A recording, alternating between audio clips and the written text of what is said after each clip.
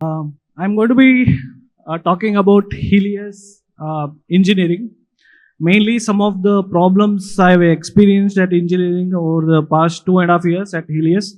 And I'm going to be talking about, I'm going to pick one of the products and I'm going to explain some of the engineering challenges there. So regarding Helius, we are an RPC provider. We provide any of the products to make the read and write easy.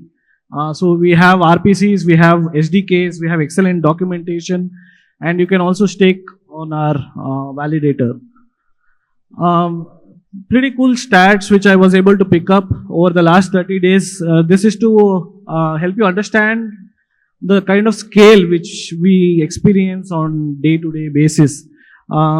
We render around 200 billion requests a month, 5 petabyte of data over the last 30 days. This includes streaming as well.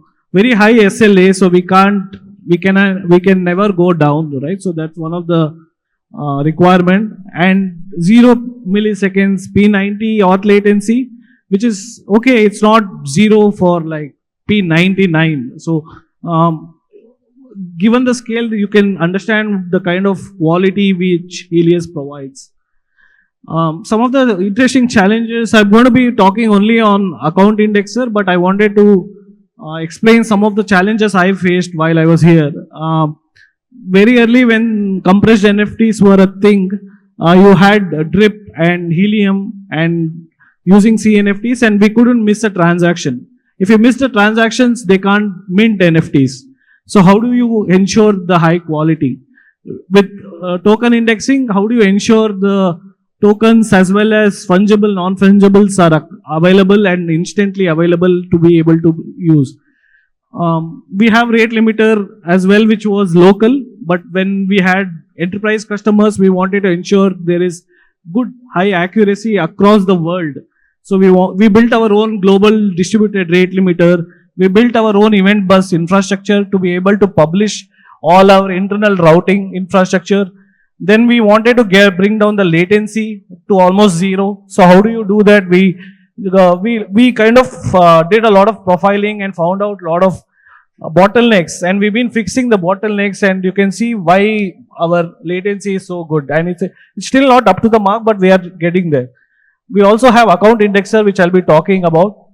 So account indexer, as the name suggests, we index all the accounts, all the Solana accounts, and the reason for that is that we don't want all the requests hitting the RPC node, because sometimes you pull about millions of accounts and downloading that will take time, and it will screw up the validator, screw up the RPC node.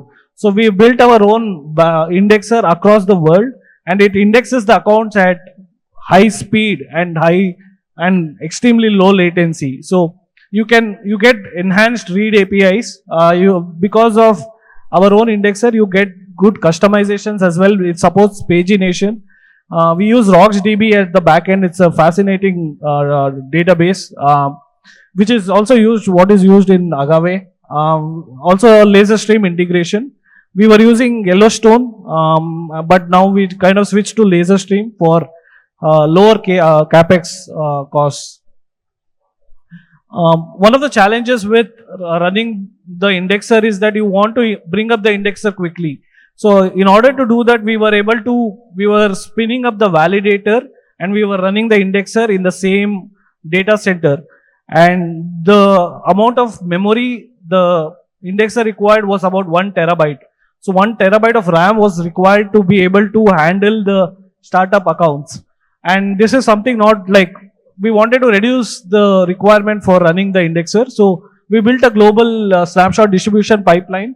So you have an indexer which is running in New York, which solely responsibility is uploading its database, and then anywhere else across the world, if something goes down or anything, you can very quickly bring up the indexer, and it's globally distributed. So by doing this, we didn't need a validator running in the same server because we had snapshots which were available, and we have around 20 to 30 indexers as well as fallback servers to ensure that none of the RPCs go down.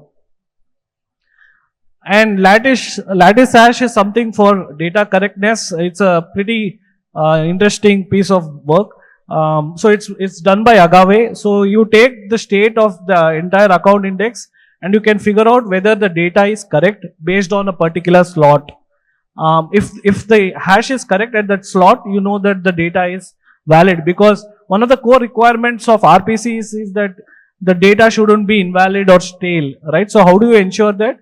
We make sure that the lattice which is generated is kind of synced across with other indexers, and if an indexer doesn't have valid data for some reason, it is taken out or taken outside the pool. So you are not going to hit that server and you will not be rendered stale data.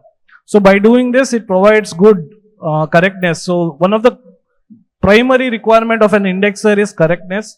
It's like hard to kind of determine how correct it is, because we had experience with DAS indexer as well as photon indexer. So because lattice hash is something which is provided out of the box by Agave, we are able to use this pretty well.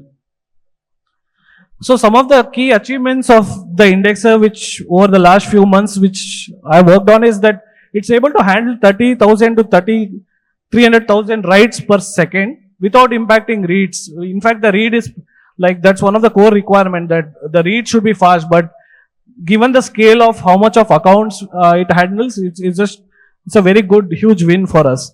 And because like you have to have indexers across the world so that the latency, you are served the requests as soon as possible.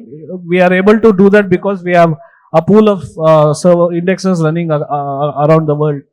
And as I explained, we have a snapshot pipeline which allows us for rapid deployment, maintenance, and everything is very easy now. Data integrity is because of lattice hash, and advanced API capabilities because we have our own indexer.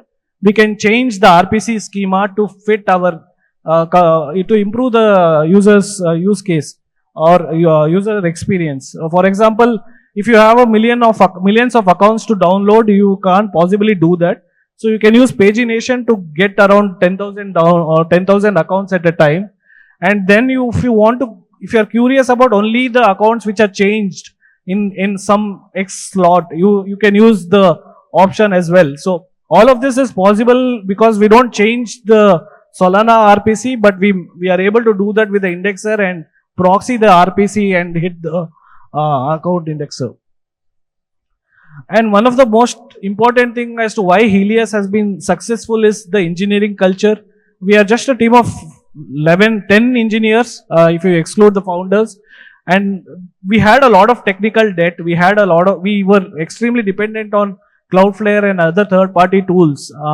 So over the certain couple of years, we are able to make sure that all the code changes which we do, it's a good trade-off between technical debt and ensuring the code is at a very high quality. Because after 2 years, 3 years of being in business, one of the requirements now is that we ensure that we have code which runs without a lot of maintenance for next 3 years.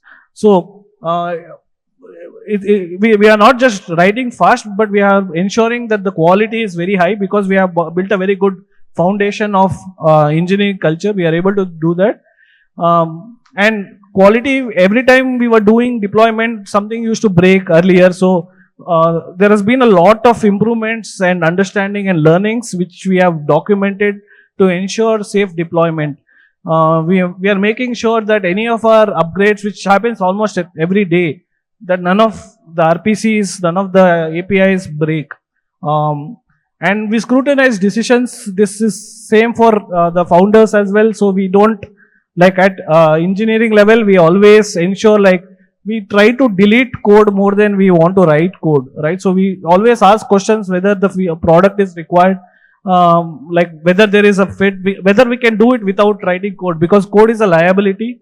So you're not celebrated by writing a lot of code. You are celebrated if you can delete a lot of code without, because that's just maintenance headache. And you advocate for the better. You always it doesn't matter your experience or how many years of experience or what level you are. The engineering culture says that, you always question others, you try to make changes, challenge everyone, and make sure you hold them accountable. So the standard of engineering is very high at Helius, and I'm proud to work there. So in conclusion, Helius, everything is customer focused. All the products which we have built is for the customers. We never build.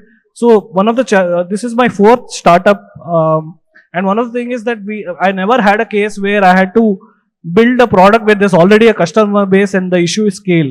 Because before you used to build a product and try to sell it, but at Helius, whenever we build a product, we instantly get a lot of customers and they want to be able to do it at like very high level instantly. So we can't release products and then iterate and make it better. We want to ensure that we release products quickly and ensure that the quality is high from get-go. Exceptional performance, I got a lot of feedback from that. And optimized tech stack is something which I'm really proud of, because we put a lot of effort internally to optimize our stack. So we don't have a lot of dependence. If AWS goes down, or if Cloudflare goes down, or if a data center goes down in US East, we want to make sure that there's absolutely no impact, even with terms of latency, because you may be redirected somewhere else, but we want to make sure that you're redirected somewhere close by. High availability, again, it's uninterrupted service. It's all because of all the engineering effort. So yeah, thanks everyone.